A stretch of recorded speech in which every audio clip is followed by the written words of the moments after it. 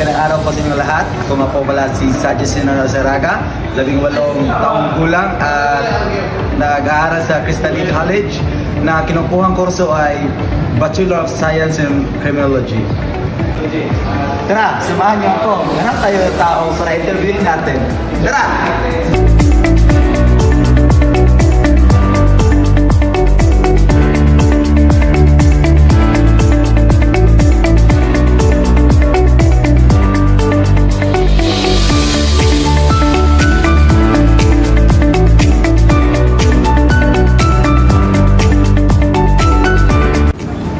Magandang araw sa inyong lahat at ngayon ay naghanap ako ng isang estudyante sa BSBA sa Cristalline College. Ngayon ay tatanungin natin siya. Ano nga pong pangalan mo?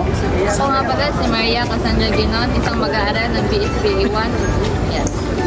At ngayon ay tatanungin kita ako ng unang tanong, ano ang chismisan?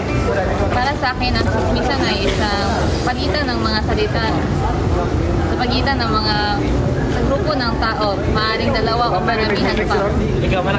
Salamat po. At pangalawang tanong, bakit may chismisan? Sa aking palagay, merong chismisan sapagkat merong komunikasyon at hanggang may komunikasyon, maaari itong magkaroon ng mas marami pang aspeto kagaya ng chismisan. At sa huling tanong, paano mo masasabi na ang chismisan ay isang komunikasyon?